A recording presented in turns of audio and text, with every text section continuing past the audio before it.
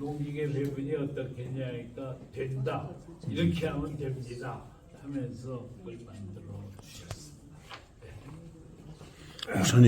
목사님, 또 저기 앉으, 저쪽 옆으로 앉으시고. 소개를 해야지. 자기하겠지만 이쪽으로 좀 이렇게 오시고 그러니까 다 이쪽으로 해주세요. 좀 앉아. 그렇게 해서 저 숫자는 적지만 이거를 전부 이사장님이 하시는 말씀을 동영상으로 전부 찍습니다. 그래가지고 그거를 저 유튜브를 해가지고 전 세계에 전부 방영을 해서 모든 나라 선교사들이 이제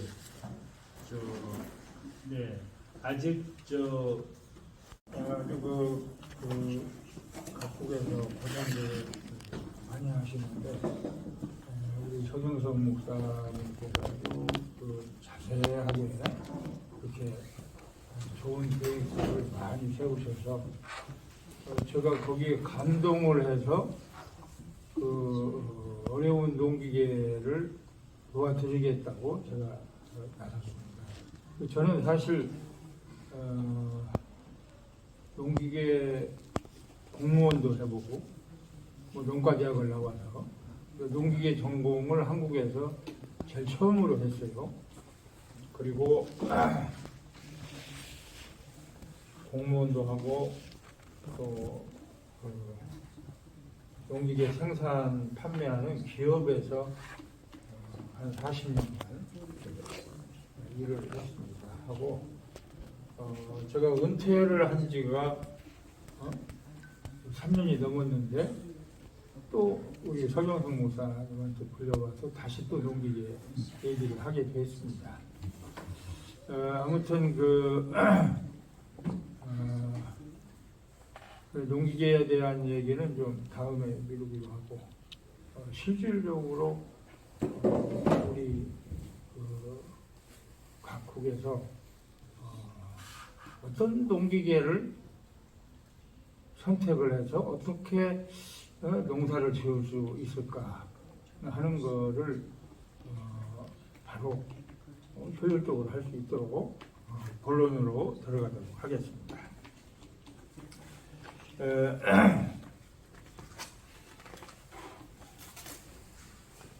우선 그 농기계를 소개를 하기 전에요.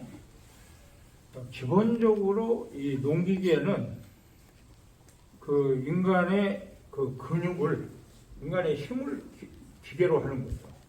인간의 힘을 기계로. 그래서 하겠죠. 그런데 우리가 보통 경우에 이제 앞으로 소개할 이런 트랙터, 많이 이런 거 보셨죠? 이런 트랙터를 표시할 때 어떻게 표시를 하죠? 마력으로 표시합니다. 이게 몇 마력짜리다. 30마력짜리다, 50마력짜리다, 100마력짜리다. 미국이나 브라질 같이 큰 농장에서는 300마력, 400마력. 일반 종장비보다도 큰 트랙터가 농사를 짓고 있죠. 그러면 마력이라는 게 무언지를 우리가 알아야 됩니다. 마력.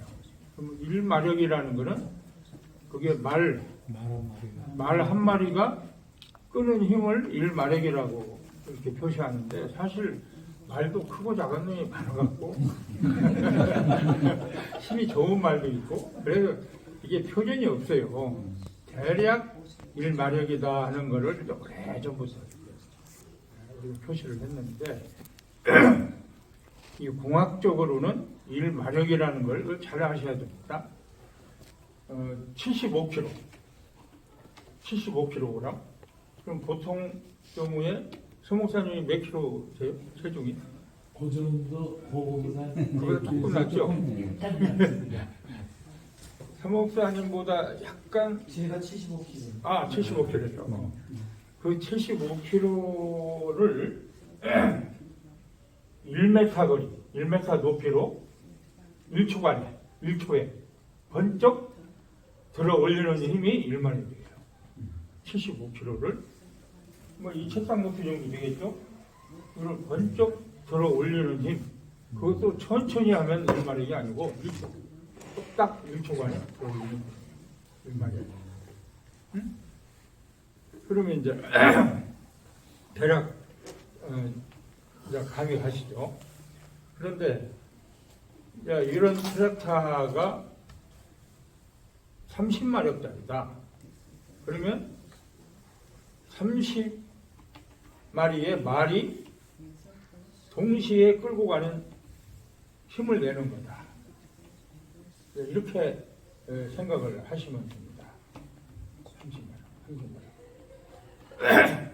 그리고 이제 앞으로 소개할 이런 달리기. 이런 달리기는 6마력 내지 한 8마력 정도 되거든요. 6마력, 8마력. 이거는 사람으로 치면은 75kg에 해당하는 분들이 한 6, 7명이 끌어다니는 힘을 이 기계로 합니다. 그러니까 이 기계를 사용함으로써 굉장히 인간의 노동력을 이 기계가 대신해 주는 거죠. 그래서 처음에 제가 말씀드린 대로 인간의 근육을 기계가. 그런데 우리가 말이라는 걸 생각해 보면 농사를 짓는데 옛날에 말도 사용하고 손을 많이 사용해요. 근데 소나 말은 힘을 쓰는데 끌어다니는 힘뿐이 없어요. 끌어다니는 힘은 땅을 파는 쟁기 같은 거, 쟁기 아시죠? 쟁기 같은 거는 끌어다니면서 작업을 하지만 또 우리가 농사를 짓다 보면 끌어다니는 게 아니고 이렇게 돌리는 힘, 회전을 이용한 힘이 또 필요하겠죠. 회전. 땅을 이렇게 이제 로타리 같은 거, 로타리 얘기 들어보셨죠? 농기계의 로타리. 그거는 회전력을 이용하는. 그 다음에 이렇게 이제 프론트 로더라고 해서 트랙터에다가 달고 이렇게 들어 올리고 운반하고. 이러한 거는 들어 올리고 내리고 하려면 어떤 유압이 작동이죠. 유압. 하이드롤릭 파워라고 하는데 하이드롤릭 파워. 그건 유압이 작동. 제가 시간 관계상 급히 빨리 말씀을 드렸는데 끄는 힘, 그걸 이제 드로박 파워라고. 그 다음에 이제 회전 오탑에 있다. 그 다음에 지금 말씀드린 대로 이렇게 들었다 놨다고 하는 그 하이드롤릭 파워. 이 세 가지 힘이 기능이 결합된 게 농기계예요. 그러니까 이 트랙터라고 하는 기계에는 이런 쟁기를 끌어다니는 끄는 힘, 로타리 같이 이런 거를 이렇게 회전을 시켜서 땅을 파는 회전력, 그리고 쟁기나 로타리나 이렇게 기계가 움직이지 않으면 땅에 계속 이렇게 박혀 있으면 끌고 다닐 수가 없죠. 번쩍 들어서 이렇게 올려가지고 들고 다닐 수 있는 그러한 하이드롤릭 파워, 유압, 이 세 가지 힘이 동시에 작동이 되는 또는 단독적으로 작동이 되는 그런 힘을 설계해서 만든 게 이 트랙터입니다. 그러니까 그러한 그 기본적인 그 상식을 확실하게 아셔야지만 앞으로 농기계를 볼 때에 분석을 하고 우리한테는 어떤 게 필요하겠다 하는 것을 판단할 수가 있는 것이죠. 그리고 이제 그 농기계는 이제 크게 또 분류를 하면 우리가 이제 사람이 농사를 지을 때 이렇게 좀 삽으로 파고 또 호미로 흙을 경경제초를 하고 낫으로 베고 하는 이러한 것을 하는 거는 전부 뭐가 하죠? 손이 하죠. 손이나 발이 없으면 농사를 질 수가 없죠. 손이나 발. 그 다음에 힘을 쓰는 몸통, 인간의 몸통이 있단 말이에요. 몸통. 그 분리되어 있습니다. 예. 그러면 그거를 이제 어떻게 분류를 하냐면 원동기나 작업기나 이렇게 분류를 하는 거예요. 그걸 잘 알으셔야 됩니다. 앞으로 이제 농기계에 대해서 검토를 하고 지금 이제 각 나라마다 어떤 이제 그 사회적 사업체를 만들고 생태계 사업체를 만들고 할 때 그때 우리 지역에서는 어떤 게 필요하겠다 하는 걸 판단을 할 때 지금 말씀드린 대로 이게 원동기만 가지고 와가지고는 원동기는 일을 할 수 없죠. 힘만 쓰는 거니까. 손발이 있어야 돼요. 손발. 그러니까 몸통에 해당하는 거는 원동기다. 그 다음에 직접 작업하는 거는 그거는 작업기다. 원동기와 작업기가 있다. 농기계는. 농기계는 뭐와 뭐가 있어요? 원동기와 작업기. 원동기와 작업기가 있다. 그걸 구별을 확실히 하셔야 됩니다. 그러면 이제 한번 제가 물어볼게요. 여기에서 이거는 뭡니까? 원동기. 트랙터 자체는 아무런 일을 할 수가 없어요. 혼자 걸어다니는 거예요. 이거는 원동기다. 또 이제 앞으로 여기 그림에는 없습니다만은 엔진이 있어요. 엔진. 엔진을 놓고 거기에 양수기도 걸고 또 엔진에다가 이렇게 벨트를 걸어가지고 또 분무기도 하고 이렇게 이제 하는 그런 그 엔진 자체도 원동기입니다. 또 이제 전기가 있는 지역은 모터를 사용할 거거든요. 그럼 모터도 원동기입니다. 그러면 이 그림에서 보시는 이거는 뭡니까? 작업기. 작업기 들어가는 거예요. 이거는 뭐예요?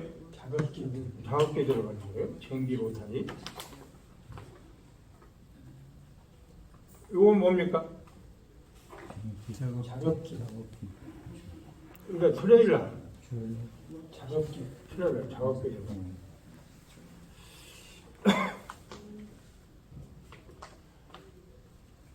그리고 이 그림에는 지금 없습니다만은 이제 콤바인이라는 기계가 있어요.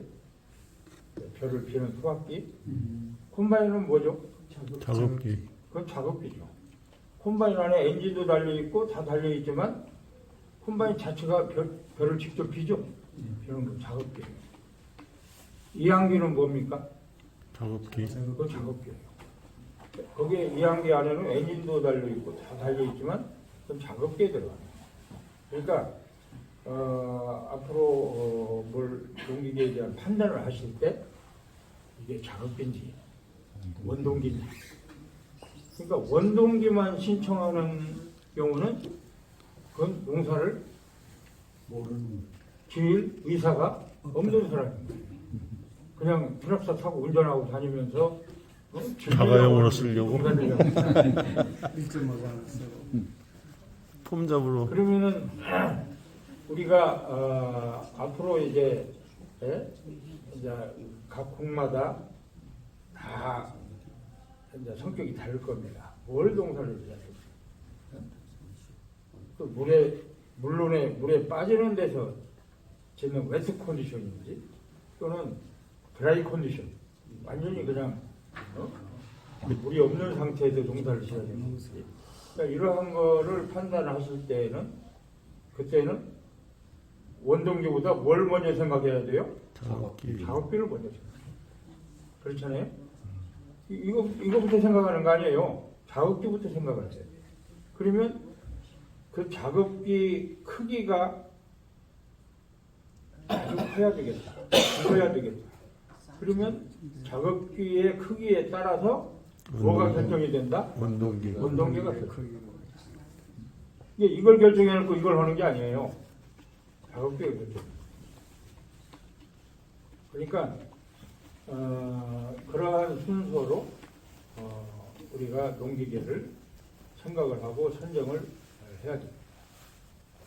저는 이제 안 가봐서 이제 지금 우리 선교사님들 오신 그 나라의 실정을 잘 모르니까 자세히는 말씀드릴 수가 없는데 아마 현지에서 살고 계시기 때문에 우리 동네나 우리 마을은 이러한 농사를 지면서 2차년도 시작을 해야 되겠다 하는 구상을 하셔.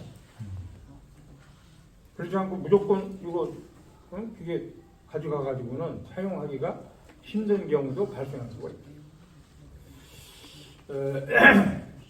농업기계학 개론 1페이지에 나오는 겁니다.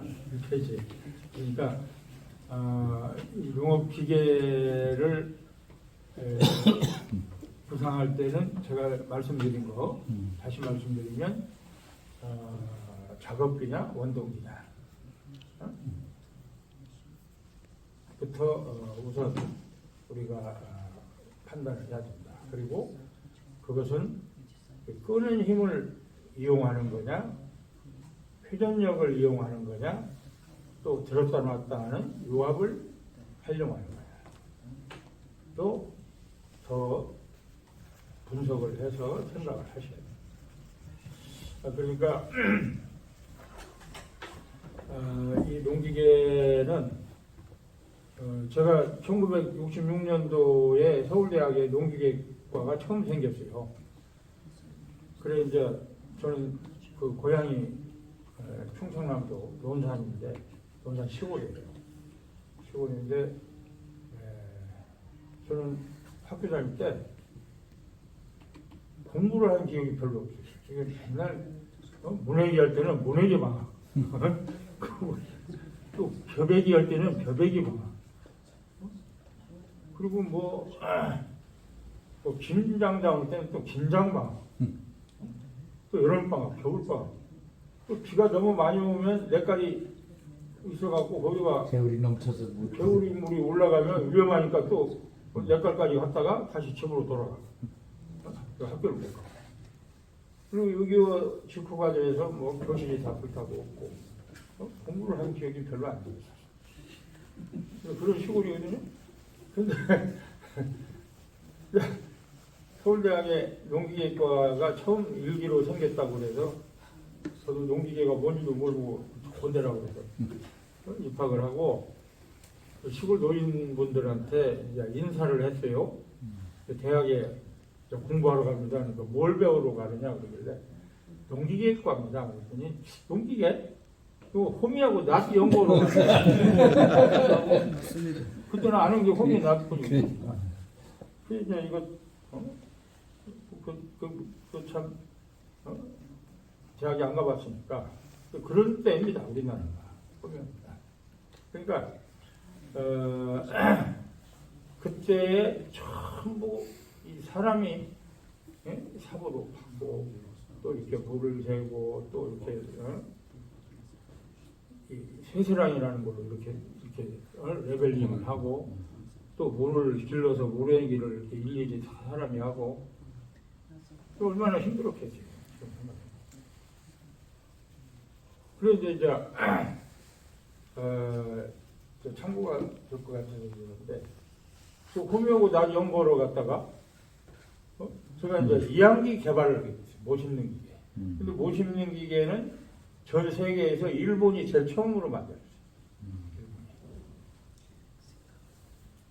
그래서 제가 그 연구소 개발부장을 할 때 이항기를 일본하고 기술자유에서 모양을 똑같이 만들었는데 이항기가 이게 작동이 안 되는 거예요. 똑같이 만들어요. 부품도 똑같이 만들고. 가지고 그냥 논에서는 그 진흙탕에서는 잘 굴러가는데 이 모를 갖다가 이렇게 올리게 돼 있거든요. 길러서 모만 올려놓으면 이게 딱 서서 안 가요. 이항기가 안 가요. 그래서 그 이제 옛날 시국 그 공장에서 안 하던 이 돼지 머리 갖다 놓고 막걸리 부어놓고 또 고사도 지내봤대요. 절개해보고. 그래도 안 와요.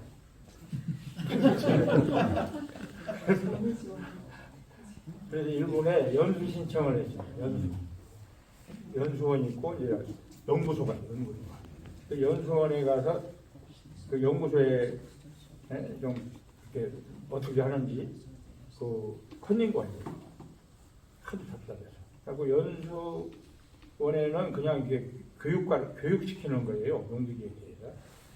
그래서 그거 하다가 그쪽 연구소에 있는 과장 하나를 그 없는 돈에 그 당시에 거의 매일 막걸리도 사주고 술도 사주고 잘 뽑아가지고 일요일 날 그 연구소를 그 연수원 사이에 방화문이 하나 있어요. 비상문이. 그걸 열고 들어가서 쭉 불러보고 2학기 시험장을 이제 가게 돼서 2학기 시험장에 가서 이렇게 시험하는데 설계 도면을 그려놓은 걸 이렇게 보니까 아하 저거로구나 하는 거 알고 있는데 그 나를 안내하던 과장 그 친구가 뭐 화장실에 갔는데 잠깐 자리가 없어요. 그래서 그 그때 일본 야시카 카메라 평원만한 거 그걸 가지고 그렇게 찍었어요. 찍어가지고 허정문에 넣어놓고 이제 그만 보자 그러고 이제 돌아와서 그 숙소에 와갖고 그 당시는 이제 필름을 빼야 되니까 이불 속에서 필름 빼는 걸 배웠거든요. 그 필름만 따로 빼가지고 감춰놓고 그리고 바로 공항에 예약을 해가지고 이제 한국행 비행기 이제 거기 더 있을 이유가 없잖아요. 그래가지고 공항에서 막 나오는데 그 과장하고 그 경비원이 쫓아와가지고 카메라 내놓으라고 소리 지르더라고. 그래서 그 카메라 빈 카메라 휙 던져줬어요. 던져주고 바로 이미그레이션 와가지고 이제 그 한국에 와서 그 필름 분석해가지고 그걸 건쳐놓으니까 이게 잘 가는 거예요. 그래가지고 그 일본 오사카 신문에 산업 스파이, 산업 스파이 윤모치 산업 스파이. 그리고 이제 한국에서는 그 2학기 국산화했다고 성공했다고 그래가지고 훈장 받았어요. 이게 우리나라의 농기계 역사가 그렇게 참 에피소드가 많은 농기계 역사입니다. 그러니까 지금은 전 세계에 일본을 거의 능가하는 수준으로 트랙터가 수출되고 있습니다. 왜 이 얘기를 말씀을 드리냐면 지금 여러분들이 보시는 이 트랙터는 상당히 고급 트랙터입니다. 고급 트랙터. 이게 자동차도 옛날 우리 포니 때부터 국산에는 포니 때부터 지금까지 보면 이 포니는 거의 기계식으로 되어 있는데 지금 기계들은 전자식이 많죠. 전자식. 근데 아까 제가 말씀드린 대로 이 농기계라고 하는 것은 인간의 근육을 기계화했다. 근데 지금 앞으로 지금까지 나왔는 농기계는 전부 근육을 기계화했지만 앞으로는 이제 두뇌를 기계화할 거예요. 자동차도 마찬가지입니다. 자동차도 처음에는 사람이 다 운전하고 다니다가 이제는 이제 뭐 무인화 시대. 또 이 농기계 같은 경우는 이제 로봇가 운전하는 거죠. 지금 무인 농기계가 지금 계속 나오기 시작하고 있습니다. 운전 안 하고. 왜냐하면 왜 이 무인 농기계가 더 잘하냐면요. 운전하는 사람은 그 전날 술도 먹고 뭐 하고 싸우고 기분 나쁘고 운전할 때 반드시 가야 되는데 이게 뭐 기분이 나쁘면 삐뚤삐뚤 운전한단 말이에요. 그런데 로봇은 뭐 술도 안 먹고 싸움도 안 하니까 하라는 대로 빨리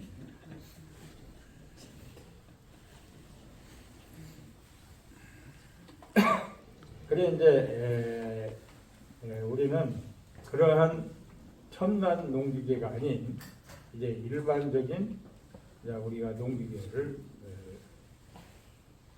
이제 우리 선교사님들이 이제 공부를 하셔야 되고 또 운전해서 시범도 보셔야 돼요. 그리고 또 고장나면 또 가벼운 고장은 전부 고쳐주셔야 돼요. 그러니까 이 농기계에 대한 공부를 많이 하셔야 됩니다. 그리고 농기계 회사들이 왜 시장이 좋은 아프리카나 남미 또는 동남아 지역에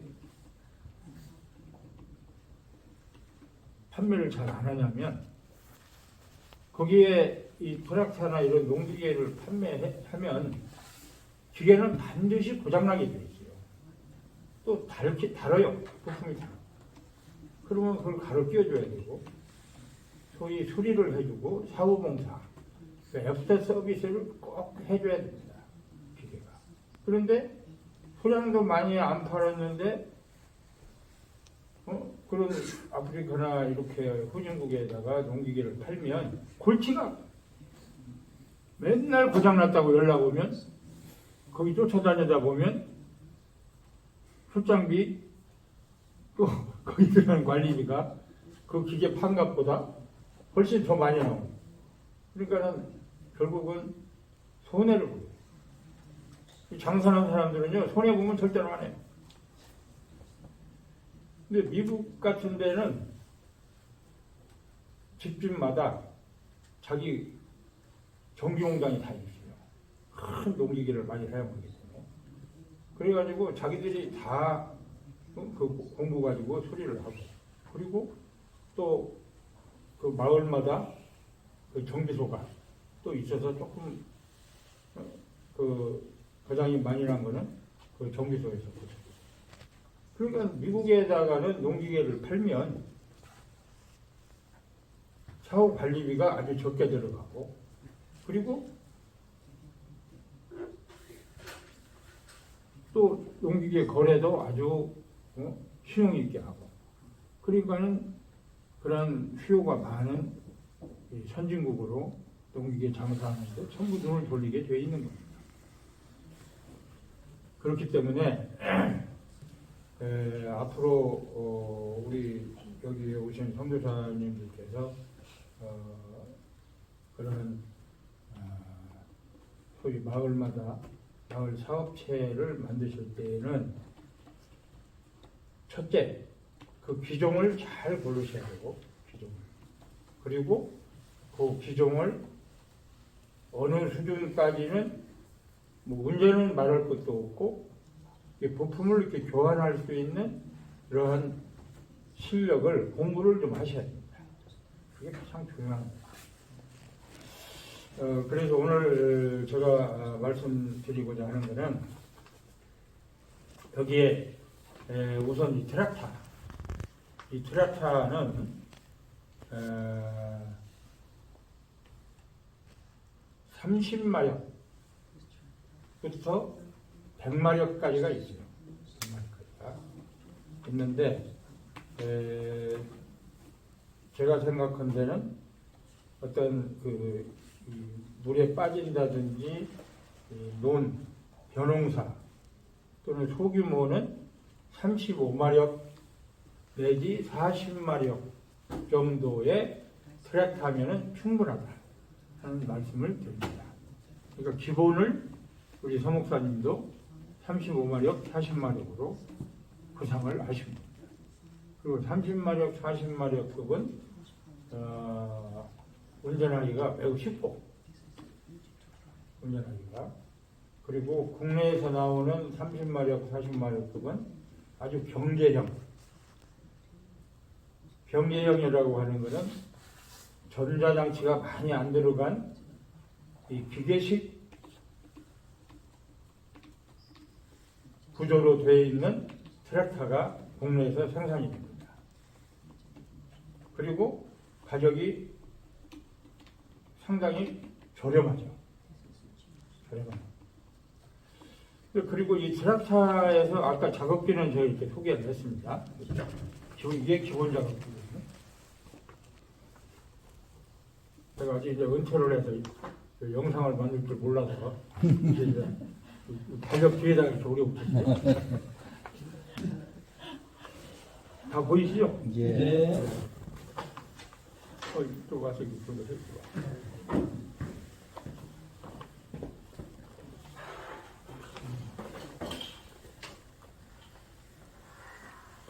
가까이. 조금 더 올려주세요. 나중에 이걸 가까이서 찍어 가시죠. 그래서 이제 이게 전기 작업, 이거는 끄는 힘을 사용하는 거고, 이거는 로타리. 근데 요거 다 트럭터 뒷꽁무니에 이렇게 부착해서. 그 장착할 수 있는 그 장치가 다 되어 있습니다. 이거는요 국제 표준이에요.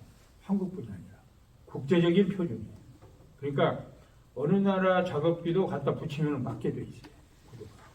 근데 이제 그레이드가 있어요. 카테고리 1, 카테고리 2. 그러니까 대형 트랙터, 중형 트랙터, 소형 트랙터마다 마력대별로 이거를 장착할 수 있는 그 3포인트 링케이지라는 3점 링크 장치가 있어요. 이게. 그리고 이거는 역시 3점 링크에다가 달고 그 다음에 그걸 돌리는 게 있어야 할 거 아니에요. 돌리는 꽁무니가 뒤에 붙어 있습니다. 트랙터 뒤에. 이것도 국제 규격이에요. 그 크기가. 이거 어느 로타리든 갖다 붙이면은 맞게 되죠. 이거는 이제 그 PTO라고 그래가지고 파워 테이크 오프. 그러니까 트랙터에 있는 그 회전력을 뽑아내는 축이 하나 붙어 있어요. 이 축에다가 이렇게 끼게 되어 있습니다. 그럼 끼워서 트랙터가 가동하면 레바를 집어넣으면 회전이 돼서 이게 회전해서 이제 땅을 밟게 되어 있죠. 그리고 이제 여기에 보신 거는 트랙터가 같은 모양인데 이거는 이렇게 캐빈 이렇게 뚜껑이 씌워져 있고 이거는 뚜껑이 안 씌워져 있죠. 이거는 이제 이게 상당히 고급 모델입니다. 가격 차이가 이것과 이것이 한 20% 차이다. 이게 1,000만 원이면 이게 1,200만 원이면 이게 한 1,000만 원. 근데 이제 여기에 그림에는 없는데 선바이저라고 그래가지고 그 운전수가 이렇게 햇빛을 가리는 그러한 선바이저가 있습니다. 그리고 이게 뭐냐면은 안전 캐빈이에요. 이게 어디 이제 넘어진다든지 하면은 목이 안 부러지게. 이게 상당히 강도 높은 그 쇠로 되어 있어요. 그래서 이거는 안 부서져요. 넘어져도. 요 안에 들어가면 사람이 안전하게 생명을 유지할 수 있다. 이 트랙터가 상당히 편리한 반면에 상당히 위험합니다.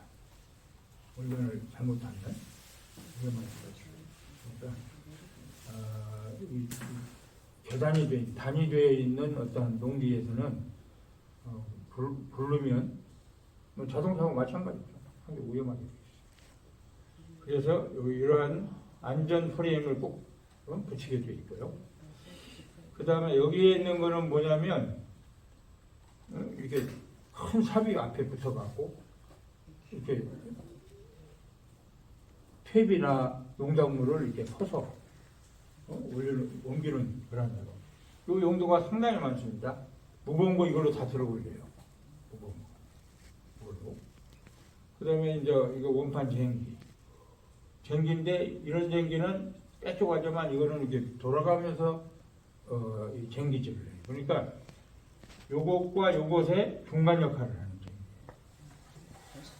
그리고 이거는 아까 말씀드린 대로 짐을 싣고 운반하는 트레일러.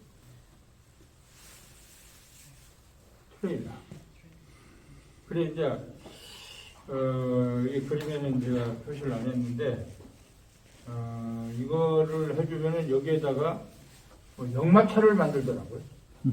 여기다가 포장을 씌워갖고 말 대신에 이제 요게 끌고 해서 사람 뭐 수십 명 태워가지고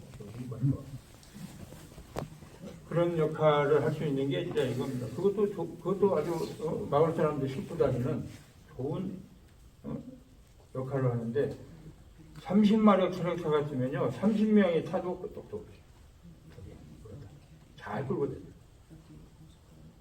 속도는요? 몇 마일? 속도 빨라요. 네? 속도. 속도가 최고 한 25km, 30km. 시속 25km. 그게 되게 빠른 거예요. 지금 근데 기계, 그게요. 기계들이 그게 농촌 농로에서는 상당히 빠른 겁니다. 근데 그 이상으로 속도를 내면 사고는 위험하고 이 트랙터는 자동차 같이 스프링이 없어요. 이렇게. 스프링. 이게 스프링이 있으면 꿀렁꿀렁하면 이게 작업이 되는지 안 되는지 감각이 없기 때문에 스프링이. 어디에 쿠션이냐면 의자에 쿠션이 있어요. 자전거식으로. 그러니까 그걸 이제 현가장치라고 하는데 모든 트랙터는 이 스프링이 없습니다. 없게 돼 있어요. 기로가. 그리고 이제 트랙터 부분에서 뭐 아프리카는 대부분 나라들의 땅이 넓습니다. 네. 그 보통 한 필지가 4헥타입니다. 4헥타. 포획사 예. 12,000평, 예. 12,000평. 기본 가장 작은 사이즈가 그거예요. 농사는 무슨 농사죠? 거기 저희 같은 경우는 이제 주로 옥수수나 옥수수 그다음에 밀 없어요. 네, 그런데 그 제가 저희 밭에 두 종류를 써봤는데요. 큰 거하고 근데 마력수는 전 정확하게 모르겠습니다. 근데 적은 거는 제대로 기능을 못 하더라고요. 그렇겠죠. 예, 그래서 아마 이게 최소 작은 겁니까? 지금 아까 30마력 내지 40마력이 작은 겁니까? 아니면 어떤 제일 작은 중급 구매입니까? 제일 작은 거. 제일 작은 거는 제 생각에 그 이제 보급을 하신다면 그거는 좀 아프리카 일단 땅이 넓기 때문에 좀 더 규격을 또 마력을 좀 높은 것으로 써야 되지 않을까. 일단 그 제 생각은 좀 그렇습니다. 두 대를 한 대로 해서 4헥타 12,000평이 이제 그 작업기잖아요. 이제 원동기가 있어야 되는데 운동기 걸어서 일반 엔진을 사용할 수 있고 이 트랙터 있으면 다 사용할 수 있어요. 다 생각할 수 있고. 트랙터 네. 꼭 네, 그러면은 트랙터에다가 탈곡기 시설이 있으면은 탈곡하는데 탈곡기는 어디나 있어야지. 그렇지 않으면 손으로 해야 되니까 그건 안 되잖아요. 홍역 손으로 손으로 한다는 거예요. IT에서는. 그러니까 뭐 낭비가 형편없다는 거거든요. 그래서 그런 거. 그래서 그리고 이제 관리기로 할 규모와 농기 트랙터로 할 규모 그거가 대략 어떻게 된다 이런 거에 대한 가이드라인 같은 거는 회장님께 부탁드리고 싶습니다. 우선 트랙터에 대해서 얘기가 좀 진행이 나간 얘기예요. 그런데 저는 이 기계에 대해서 굉장히 매력이 있다고 생각하는 거는 여기 보시면 풀을 농사질 때 풀을 뽑아내는 게 아니라 풀을 진기겨요. 풀을 갈아버려. 저기죠. 구글기라는 건 뭐냐면 이렇게 굴을 파는 거예요. 굴. 휴리기라는 거는 이렇게 두둑을 만드는 거예요. 두둑. 그다음에 휴리피복기라는 거는 두둑을 만들고 비닐을 씌우는 거예요. 이 기계에서 비닐 씌우는 장치가 있어요. 이 기계를 끌고 가면 이렇게 두둑도 만들어진과 동시에 두둑을 만들고 비닐을 씌울 수가 있어요. 그다음에 로타리도 칠 수 있고, 그다음에 쟁기 작업도 조그마하게 할 수 있고, 제초기, 풀도 벨 수 있고, 감자, 고구마를 이렇게 수확하는 것도 하지. 감자, 고구마 캐는 거, 예치기, 옥수수 예치, 진동 배토기. 근데 여기에서 상당히 많이 사용할 수 있는 것이 예치기입니다. 이런 걸 다뤄가지고 이렇게 앞에 이걸 이렇게 비워가지고 툭 깎는다 이 말이죠. 아니죠. 이제 예를 들면은 뭐 밀이다. 옥수수 할 수 있는 게 있는데 옥수수는 상당히 힘들어요. 이렇게 밀 같은 거, 벼 같은 것도 마찬가지인데 비워가지고 옆으로 이렇게 뉘어놔요.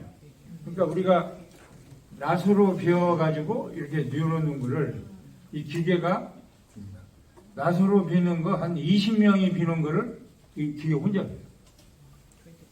20명이 하는 거를 기계 혼자 해요. 그리고 이놈을 비워가지고 밭이나 논에다가 쓰러뜨려 놓으면 탈곡기 갖다가 거기서 탈곡하면 돼요.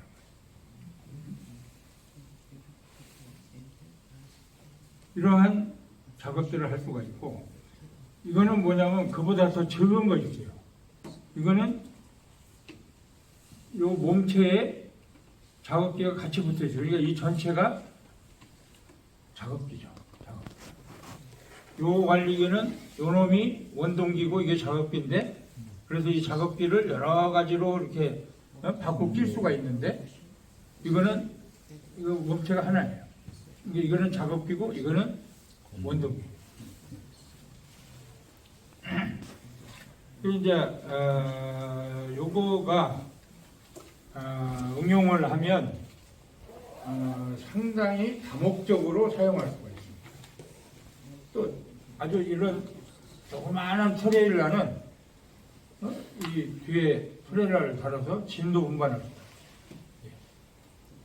한 500kg까지. 500kg면 상당한 거죠. 500kg. 그런 기능을 갖고 있는 건데, 이게 가격이 매우 저렴합니다. 매우 저렴해요. 그러니까 우리 성목사께서 약 요거 1,000만 원 하면은 본체에다가 작업기를 한 6가지, 7가지를 작업기를 쓸 수가 있죠. 1,000만 원까지. 그래서 7가지를 충분히 활용할 수가 있어요. 그다음에 요 하나 여쭙겠습니다. 네. 공동체 마을에서 작업기가 이제 하나가 있으면, 관리기가 하나 있으면 네. 관리기를 몇 가정이 공동 소유할 수 있을까요? 이제 농사 짓는 규모에 따라서 좀 다른데요. 관리기 한 대 말리면은 한 3가족 정도, 한 3가족 내지 많으면 한 5가족까지도 쓸 수가 있습니다. 5가정. 그럼 우리는 5가정으로 해가지고 숫자를 줄이기 위해서. 네. 그거는 아주 관리기가 아주 혹사당. 한 집에 하나씩 있어야 되는 거지 원래는. 관리기가 아주 힘들죠. 그렇게 되면 그 부품을 싸요. 관리 부품을 많이 갖다가. 자주 갈아야지. 그러면 그것도 좋은 아이디어네요. 우리가 관리기를 구입할 때 저 소모품. 고장이 잘 나는 소모품. 소모품 성격의 부품은 충분히 확보를 해놓은 우리가 충분히 확보를 하는 그렇죠. 거죠. 여유로. 그리고 그거를 농민이 요것도 이제 시범도 해보고 구입할 때 또 교체하는 방법 뭐 이런 거, 예? 그거까지 아예 그 안에 포함을 시킨다 이렇게 해야 되겠죠. 그렇게 해도 됩니다. 예. 그 관리기 한 대당 1,000만 원 규모면 그런 소모품 부품을 많이 확보할 거예요. 예, 그러면 그게 좋겠네. 그렇게 하기로 하고 5가정에 관리기 한 대다 이렇게 하고. 우리 사 목사님은 욕심이 많으셔. 이게 저렇게 욕심이 많으셔야지 성공을 하죠. 욕심이 없으면 성공이 안 되죠. 그럼 트랙터는 몇 가정에 하나씩 있어야 돼요? 네? 트랙터. 세네 가지 좀 5가죠. 트랙터요? 예. 트랙터가 이제 이게 지금 30마력급. 영농의 규모에 따라서 요거 한 대에 지금 약 3천만 원 규모로 하셨죠? 네. 그러면은요, 3천만 원 규모면은 요거. 네. 요 종이에 있는 거는 싸게 구입하면 다 할 수 있어요. 네. 네. 여기. 그렇죠. 그리고 이제 그 관리기를 잘 활용하시면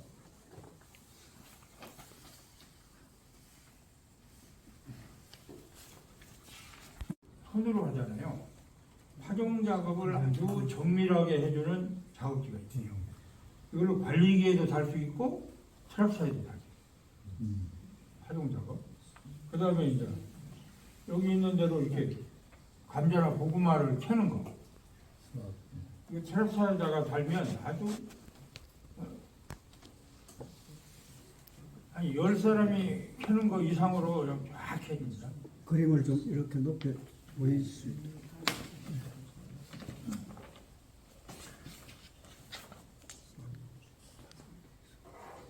흙 위로 툭툭툭툭 털어 올려가지고 위에 쫙 깔리더라고요, 보니까. 관리기가. 그 감자 캐는 거 보니까. 네.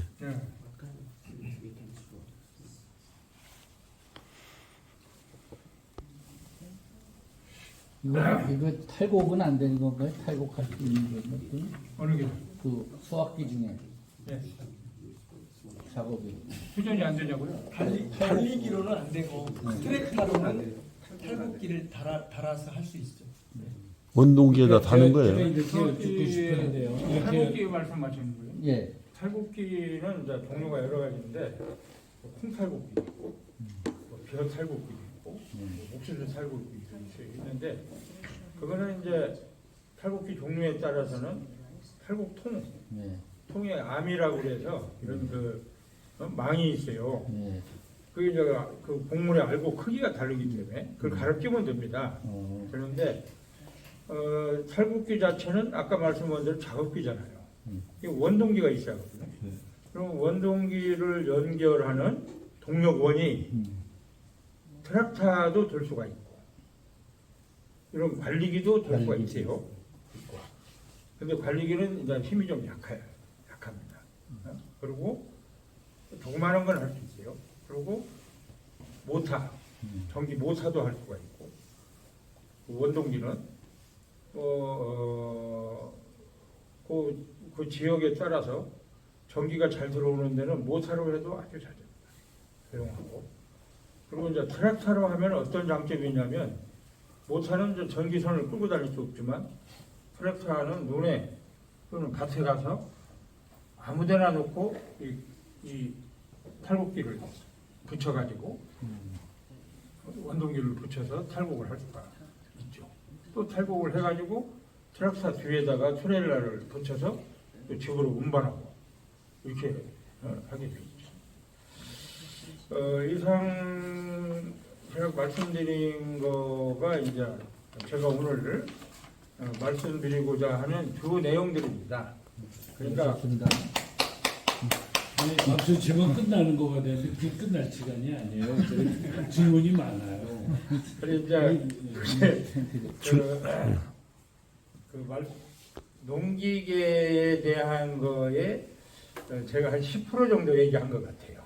10% 정도. 이 10%가 뭐 아마 여러분들께는 상당히 많은 부분에 해당하는 걸 거고요. 그리고 이제 중요한 것은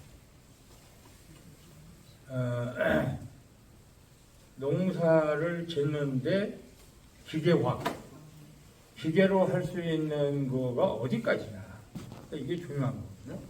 그런데 예컨대 우리나라의 경우는 쌀농사 있죠. 벼농사는 100% 기계화예요. 지금 논에 나가서 손으로 작업하는 사람 하나도 볼 수가 없어요. 만일에 손으로 작업하면 지금 키로에 보통 우리가 3,000원 정도 하거든요. 쌀이. 만약에 손이 들어가고 인력이 들어가면 키로당 5,000원도 못 살 겁니다. 쌀값이 엄청 올라가죠. 근데 100% 기계화가 됐기 때문에 쌀값이 싼 거예요. 지금.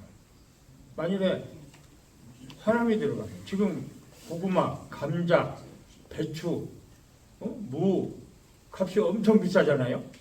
그 왜 비싸냐?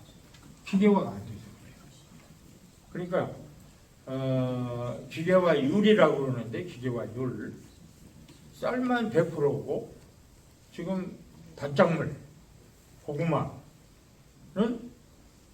지금 캐는 거, 아니 땅 가는 거, 트랙터라고 하니까 캐는 것도 아까 고구마 수확기로 캐면은 고구마에 상처가 나가지고 상품성이 떨어져요. 바로 캐가지고 농말공장으로 간다든지 뭐 상처 나는 거 관계없는 거는 기계로 캐는데 우리 같이 그냥 고구마를 이렇게 통째로 구워 먹는다든지 삶아 먹는다든지 그래서 상처가 나면 바로 상하니까 그런 경우에는 전부 손으로 캡니다. 그래 고구마가 비싼 거예요. 감자도 그래서 비싼 거예요. 그 다음에 배추도 갈고 하는 기계화하는 부분만 일부만 하는 거지. 사람이 심고 사람이 캐고 그래서 배추가 비싼 거예요. 굉장히 어려워요. 기계화하기가. 그다음에 딸기. 만일에 기계로 다 심고 기계로 수확해서 하면은 쌀 거예요. 딸기 비싸죠. 딸기는 심는 것부터 전부 사람이 하나하나 익은 것만 골라서 이제 따야 되거든요. 그러니까 인건비가 엄청 비싸잖아요. 지금 1인당 농촌에서 한 사람이 20만 원. 그럼 한 사람이 하루에 딸 수 있는 딸기가 얼마 안 되는데 예를 들어서 딸기 한 상자에 10,000원씩 팔면 20상자의 인건비가 그냥 예를 들어서 딸기 값으로 나가는 거예요. 그 딸기가 비쌀 수밖에. 그러니까 기계화율이라고 그러는데 쌀 100%, 고구마 30%, 감자 35%,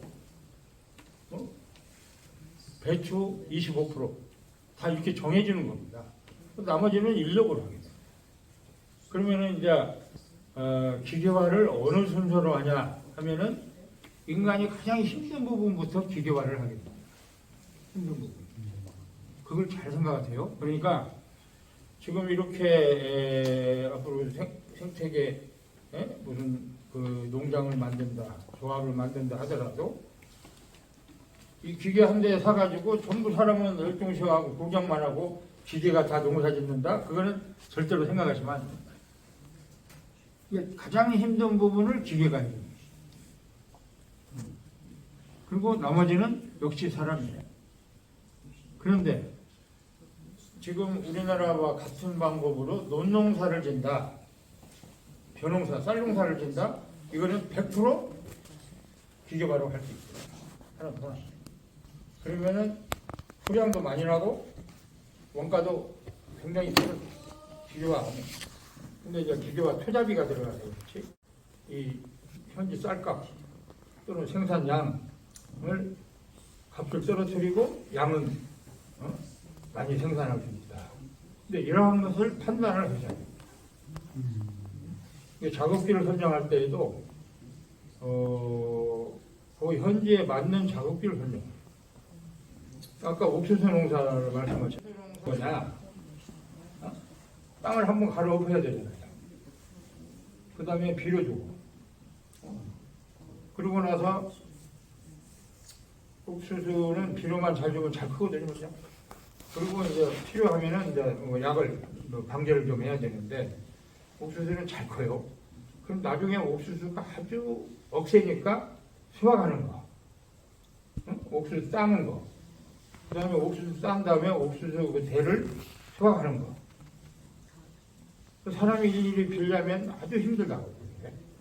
그러한 거를 뭘 가지고 기계화를 했을 때 가장 힘든 작업을 효율적으로 할 수 있다는 생각합니다. 트럭타에다가도 비는 거를 붙일 수 있어요. 비는 거, 베일라가 있어요. 비어가지고 그냥 쓰레쉬를. 그리고 이제 거기 옥수수 뿌리가 있어요. 뿌리를 한번 갈아 엎어줘야지 썩고 그 다음에 또 옥수수 심을 수 있거든요. 근데 그 갈아 엎는 거, 그 갈아 엎는 거는 쟁기. 아까 말씀한 대로 이런 쟁기나 로타리 가지고 갈아 안 될 거예요. 없애서. 이게 쟁기가 한번 갈아 엎고 나서 이런 쟁기가. 또 여기에는 표시가 안 되어 있는데 골을 파는 기계. 로타리를 하면서 그 뒤에 골을 쭉 파는 게 있어요. 이 로타리를 하면서 골을 이렇게 파요. 두둑도 만들고 두둑으로. 트랙타도 이 트랙타로 한번 생각해 보세요. 이제 옥수수 수확을 했어요. 그러면 옥수수를 한번 쟁기로 갈아 엎어야 할 거 아니에요. 그러면 이제 뿌리가 이제 캐진단 말이에요. 그러면 이제 울퉁불퉁하겠죠. 그러면은 요 로타리로 이제 작업을 하면은 평탄이 되거든요. 근데 옥수수는 한번 이렇게 골을 내야죠. 근데 로타리 뒤에다가 배토판을 달면 로타리 지나간 다음에 이게 골이, 이게 도둑이 이렇게 생기는, 옥수수를 바로 심을 수 있는 도둑이 생기는 거예요. 그거를 트럭타에다가 장착하는 것이 가장, 예를 들어서 옥수수 밭에서는 필요한 것이다. 그런 작업기 판단을 하셔야 돼요.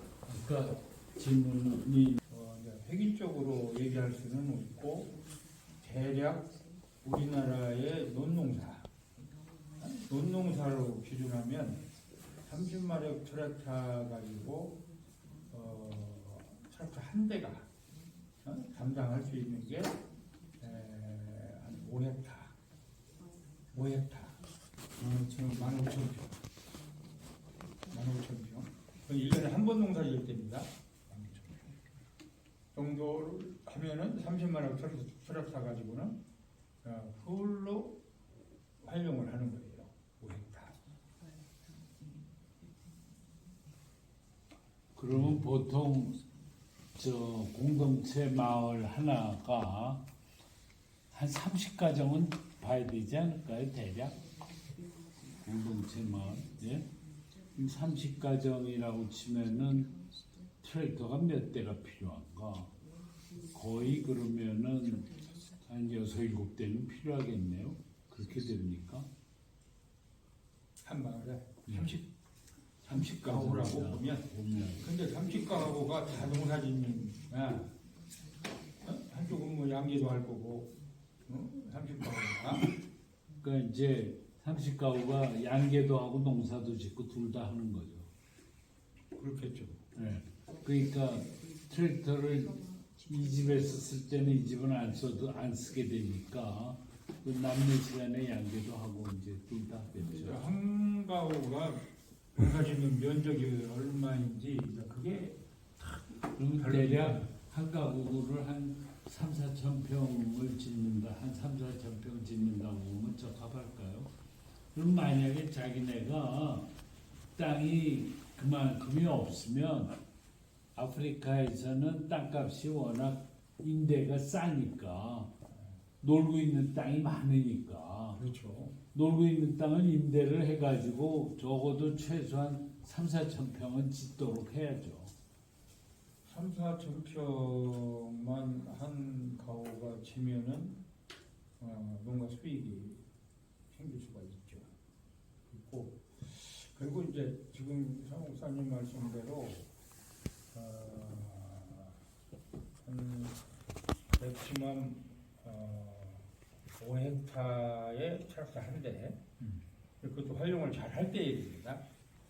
그걸 사용한다고 보면은 이제 5헥타가 다 안 되면 5헥타 범위, 5, 6헥타 범위 내에서는 공동으로 활용하는 거예요. 예를 들어서 2헥타 가진 사람이 가지고 세 가족이 있다. 그러면 세 집에서 한 대 가지고 하려고 하는 거예요. 그러니까 그런 그 계산을 하게 되는 거고, 그리고 이제 이 트랙터를 가지게 되면 어떤 욕심이 나느냐 그러면은 지금 농사 안 짓는 휴경지 있잖아요. 농사 안 짓는 땅. 인력이 부족해서 농사를 안 짓는 땅을 농사를 짓게 됩니다.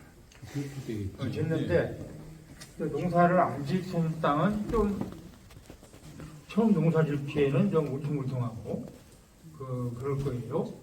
그거를 위해서 트랙터 뒤에 평탄 작업을 하는 작업기가 있어요. 평탄 작업. 이게 동장 뒤에 그레이다, 불도저처럼 불도저 같은 거, 있는 거. 평탄 작업하는 거. 이 로타리 쟁기 외에 그런 작업기들이 있습니다. 평탄 작업.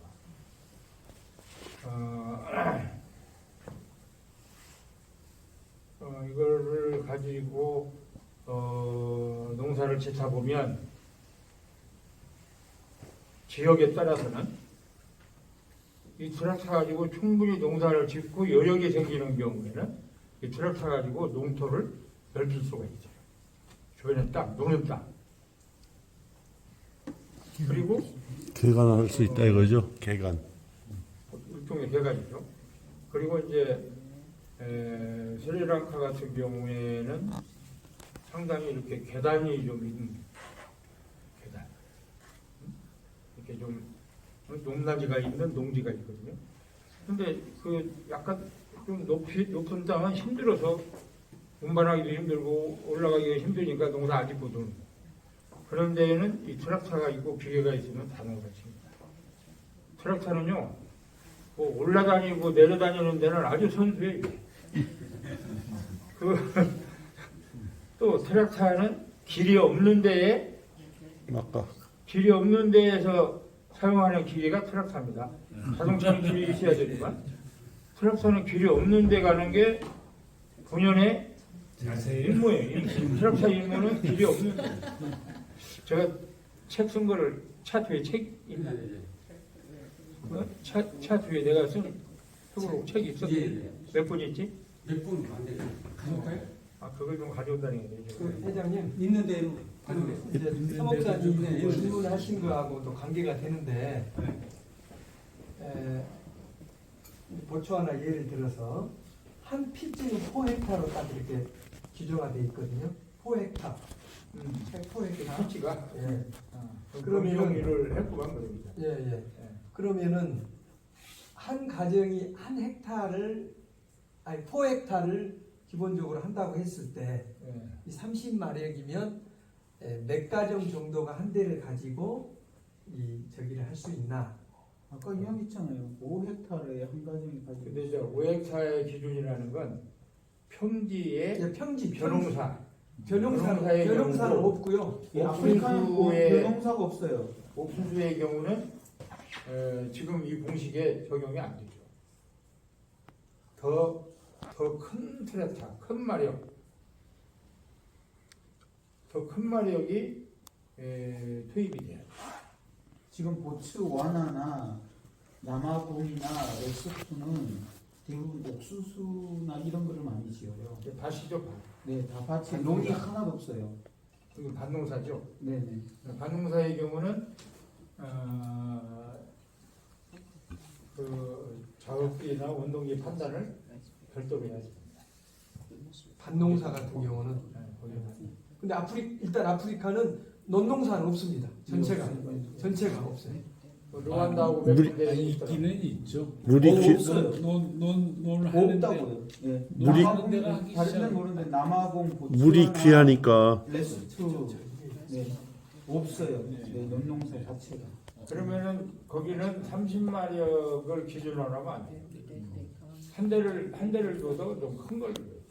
저기 나는 말이에요. 그걸 하려면은 윤여도 회장님은 이제 계속 못 살게 볼 뿐만 아니라 윤여도 회장님이 또 밑에 사람 누구 네가 좀 답변 좀 해 이런 게 있을 거란 말이에요. 그러면 그렇게 해가지고 해서 이쪽에서 지식이 축적이 돼야 돼요. 네, 그래서 그 역할을 해주셔야 돼요. 그렇지 않으면 모두가 윤여도 회장님한테 요청하면 어떻게 이분 돌아가시지. 근데 그건 아니다 이렇게 생각하고요. 우리 박수 친 거죠? 네. 다시 한번 칩시다. 다시 한번. 남편이 훌륭하신 분이 계셨어요. 일어나 봐요. 그래서 그런 다음에 또 질문이 있습니다. 네. 지금 이게 그 농기계가 우리는 예를 들면 어느 나라의 그 농기계가 금방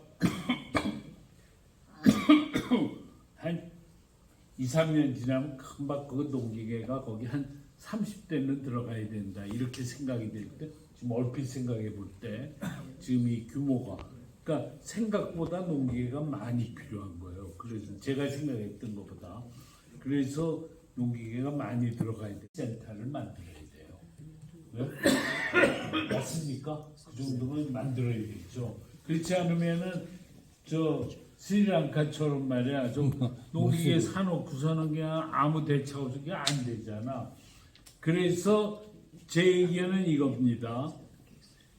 선교사님이 자기 밑에 있는 젊은이, 똘똘한 젊은이를 3명을 픽업을 해가지고 한국에 보내서 한국에서 농기계 조립 및 수리 전문가가 될 수 있도록 훈련을 받아야 된다. 이렇게 생각합니다. 예? 그렇게 하려면은 3명 정도가 훈련을 받을 3명이면 될 것 같아요. 3명.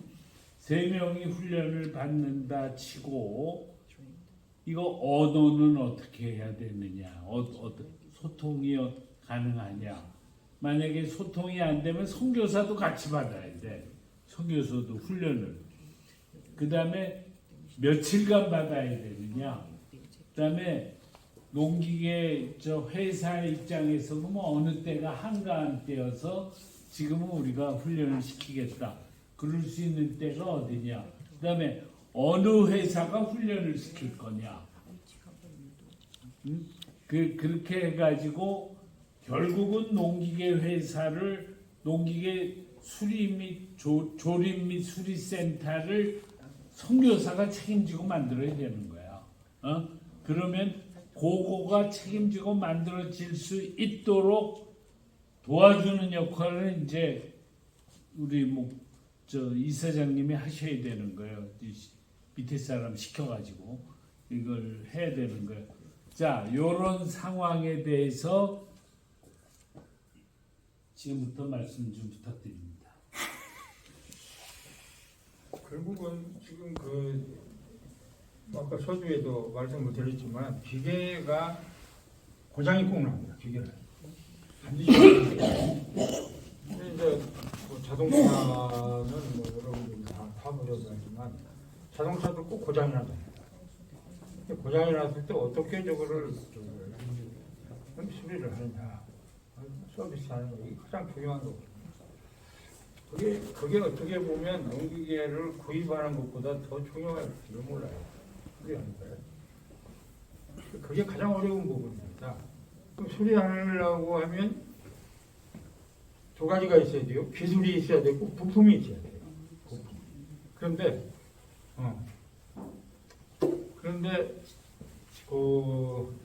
이게 생각을 해보세요.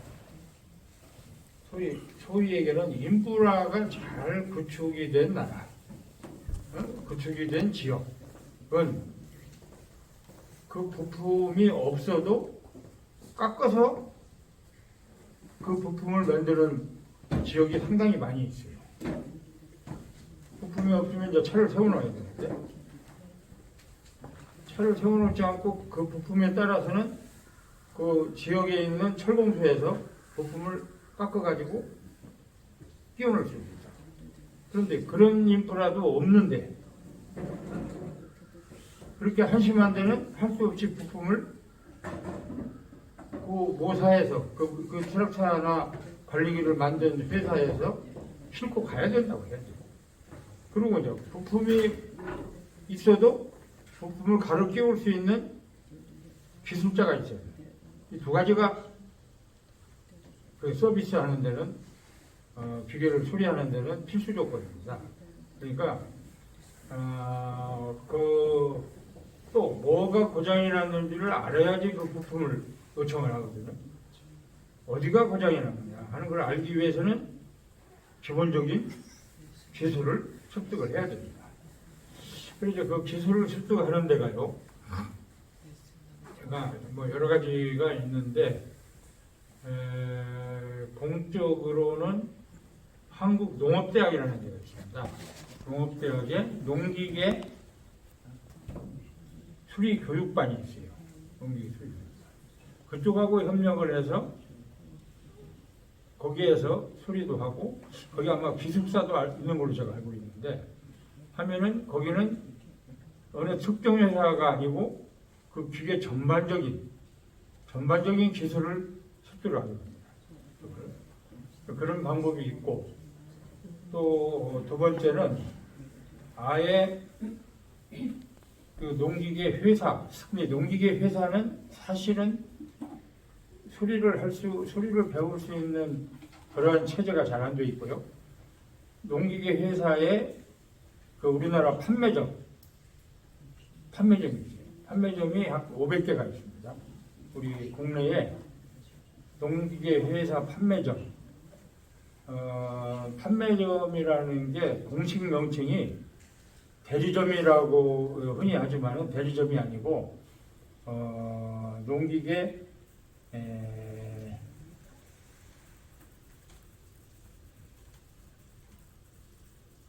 수리업소, 농기계 수리업소로 등록이 되어 있어요. 그러니까 판매도 하면서 농기계를 수리하는 업소죠. 그게 시군 단위의 3개 내지 4개의 대리점들이 있습니다. 전국에. 그 대리점에 가면 바로 배울 수가 있어요. 매일매일 수리를 하니까. 매일매일. 그러면 농기계에 대한 수리를 기본적으로 거기서 일을 하면서 가장 빠른 시간 내에 배울 수 있다. 근데 제 생각에 네. 농업대학 도 있고요. 기술자들은 말을 이거 하면 알고. 그리고 또 한 가지 문제는 뭐냐면요. 만약에 남아공이나 보츠와나의 그 젊은이들이 한국에 들어오려고 하면 비자 문제가 이게 보통이 아니에요. 비자는 각국 따라 다른데요. 보츠와나는 3개월 동안 무료입니다. 무비자입니다. 아니 그게 아니라 보츠와나 한국에서 사람이 비자를 한국에 주느냐. 들어오는데 무비자 3개월. 아니 거기 있는 들어오는 게 사람들이 한국으로 들어올 때 한국 오는데 3개월 무비자예요. 보츠와나. 오, 그거는 이제 협약이 잘 돼 있네. 네. 그러니까 이게 말이죠. 외국인 노동자로 들어오는 거가 아니고 그렇죠. 네, 관광 비자는 다 되니까 그거는 만약에 관광 비자로 못 들어오게 되면 그거는 조경관 나라 운동에서 해가지고. 겁니다. 내용이 이런 거니까 한국사는 이 사람 해달라 하고 하면은 비자 받는 거는 문제가 없으리라고 봅니다. 근데 이제 다만 그 사람이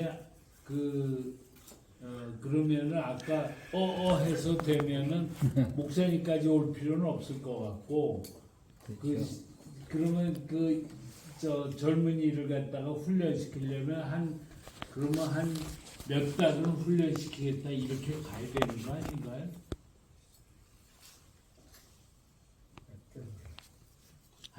최소한 한 달은 훈련시켜야 되지 않을까요? 한 달 정도는 제가 볼 때는 미니멈이라고 봐지고요. 미니멈이라고 보죠.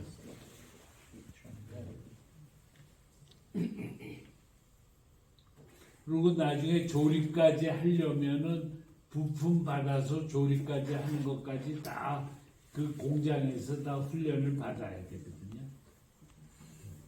그렇죠. 그러니까 트랙터 같은 경우는 장비 공장이 각 회사마다 있어요. 네. 회사마다 정부 정비 공장이 있어요. 네. 자동차 같이 정비 공장이 있는데 그 정비 공장에 뛰어서 잘 배울 수가 없겠냐. 근데 제일 처음에 코스는 제가 그 전에 현역에 있을 때는 교육을 어떻게 시켰냐면 무조건 처음에 조립 라인에다가 같이 똑같이 옷을 입혀서 조립 라인에서 심부름하면서 부품을 익혀요. 트럭사의 생산 라인에 심부름하면서 그렇게 이제 익혀서 그 아주 쉬운 조립부터 쉬운 거 타이어를 조립한다든지 쉬운 조립부터 가르쳐가지고 좀 익숙해지면 헬스 올려. 운반으로 가서 조립을 하고 그리고 정비 공장에 가서 이제 진짜 기계를 뜯어서 고치는 데 가서 배우도록 하고 이렇게 협조를 하려면 그 회사하고 상당히 긴밀하게 얘기가 되어야 됩니다. 왜 그러냐면 불순분자도 있고 그 중에 또 회사마다 노조가 있어갖고 그러니까 그거는 또 성역사님이 보증을 하면 그것도 가능할 것 같아요. 아니, 윤여도 의장님이 하면은 가능한 거죠. 그게 저한테 떠넘기십니까? 네. 요요하게 활용하는 거예요. 활용도를 높이는 거죠.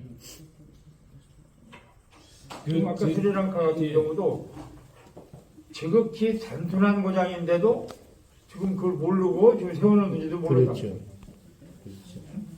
아주 간단한 고장인데도 지금 모르니까 모르면 못 고치는 거죠. 고추 하나 그 자동차 제가 고치는 잠깐- 사람 불러봤어요? 제가 여기 지금 보츠와나, 남아연방, 스리랑카, 네팔 네 나라 중에서 손을 드는 겁니다. 젊은이 노동자를 3명을 선발해서 한 달 동안 윤여도 회장님한테 무조건 맡겨서 훈련을 시키도록 한다. 그리고 윤여도 회장님이 소목사 와서 좀 얘기 좀 옆에서 좀 베이스 좀 넣어줘. 그럼 제가 가서 베이스 넣고 작업도 같이 할 수 있고 또 만약에 이거에 농수산부의 도움을 받아야 되면 또 농수산부가 가서 얘기하든지 뭐로 가든지 저는 저대로 할 테니까. 왜냐하면 이거는요 앞으로 매년 5만 대씩 50만 대의 농기계를 전 세계에 보내는 거는 한국의 농기계 회사한테는 엄청난 계기가 아닙니까 이거. 굉장한 계기. 그러면 이쪽이 발전하는 거란 말이에요. 우리는 그 농기계 회사 당신네 돈 벌라는 거거든요. 뭐 돈 벌지 말고 하라는 거 아니거든요. 그러니까 그렇게 하는 거를 우리가 시작하기 위해서 하는 거니까 우리는 얼마든지 당당하고 떳떳하게 얘기할 수 있는 거거든요. 제가 여러분들에게 네 나라에 여쭙겠는데 그거 하겠다는 데 있으면 좀 얘기 좀 해주십시오. 3명을 보내겠다. 3명 보낼 수 있습니다. 보내겠다 또. 다 보내겠어요 또. 이쪽도 보내요? 그럼 다 보내. 네, 다. 그러면은 3명이 12명이 되네. 12명. 예? 네 나라에서 12명을 대충 한 달쯤 잡아서 이쪽에다가 얘기를 하면은 윤 회장님이 만약에 제가 옆에 있는 게 좋겠다 그러면 제가 같이 갈 테니까요. 그래서 이제 윤 회장님이 어디 이렇게 얘기를 해가지고 하면은 해서 우선 그 노동자 3명이 아무튼 훈련이 되면은 그거는 훈련시키는 비용이 별로 안 들 것 같아요. 제가 상식적으로 생각해도 장기적으로 그 회사 농기구가 들어오는데 저희들이 사람을 보내서 기술을 연수를 안 받아도 파견 기술자를 보낼 수 있습니다. 그쪽에서 회사에서. 근데 파견 기술자 보내는 거는 무지개 돈이 드는 그렇게 해서라도 자기들이 할 수가 있다고. 그렇지. 그렇게 해서라도 해야 되는 오히려 거기 이게 더 때문에. 싸게 먹힌다 그러면 예. 환영할 수 그래서 있는 이거를 갖다가 농기계 회사로서는 안 할 수가 없는 거라고 봐요. 그러니까 어떻게 했습니까? 그것도 안 하면 농기계만 팔려고 하는 욕심쟁이지. 그거 안 그러면 하면 자기네들이 물건 파는 거 아닙니까? 하는데 그건 많이 팔릴 것 같지 않으니까 비싸게 내가 그대로 말씀을 드리면 특별히 부탁을 해요. 아니 근데 앞으로 이제 소 목사님 말씀드린 것처럼 농기계가 앞으로 이 나라들의 앞으로 이제 뭐 1년에 몇십 회씩 들어갈 수 있으면 당연히 거기에 조립제하고 정비하는 사람이 있어야 된다는 건 회사도 인정을 할 테니까. 그런 유망에 보이면은 그렇죠. 말씀 안 해도 쫓아가서 예예 그래가지고 이 농기계 그러니까 사업하는 사람들 이 장사꾼들은요 돈벌이가 되면 지옥에도 쫓아갑니다. 그렇죠. 그런 다음에 회사는 어느 회사가 되나요? 우리는 전자식은 아니잖아요. 저 옛날 모델로 하면 대농. 되니까 어디로 회사로 하면 되나요? 지금 우리나라의 트랙터를 생산하는 교육할 수 있는 회사는 3개예요. 그 생산 회사가요. 트랙터 근데 생산 그 회사가 옛날 모델 생산 회사는요. 옛날 모델 생산하는 회사는 지금 2군데인데 2군데죠. 김신길인가 그분은 어떻게 되나요? 이건 뭐 소형기계라니까 대형은 아니에요. 여기 상관없습니까? 작업기도 아닙니까? 거기는 그것도 아닙니까?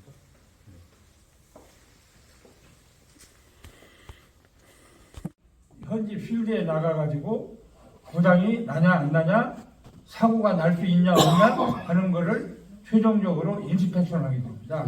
그러니까 그 검사하는 기술, 조립하는 기술 이 2가지만 배우면 뭐 트랙터에 대한 기술자 양성이 저절로 되는 거거든요. 그러면 한 50대를 조립하려면 50대 이상을 조립하려면은 최소한 20명 이상이 조립을 해야 되기 때문에 20명이라는 그 기술자를 양성하는 거죠. 그러면은 사후봉사에 대해서 수리하는 데 전혀 문제가 되질 않습니다. 그래서 제가 처음부터 어느 수량이 되도록 노력을 하고 수량이 되면 바로 현지 조립을 할 수 있도록 체제를 갖추는 것이 기술자 양성이다. 이렇게 말씀드려야 돼요. 무슨 말씀인지 이해가 가죠? 그렇죠. 기계 회사에다가 이렇게 얘기했잖아요. 우리가 예를 들어서 이 나라에 지금 100대면 100대, 50대를 목표로 해서 이렇게 하고 있으니까 그걸 목표로 해서 거기서 사람을 우선은 3명씩이라도 데려와서 교육을 시켜야 되지 않겠냐. 그 비용을 이제 감당해야 되는 거 아니냐.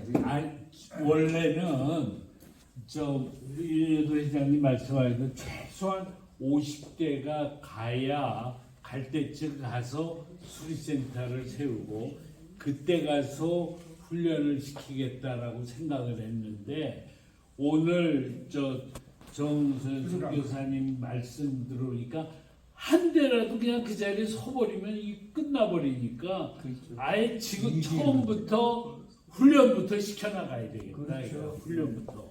그리고 가만히 보니까 훈련시키는 비용이 별로 들 것 같지 않다. 오히려 거꾸로 나는 만약에 3명 선발하잖아요.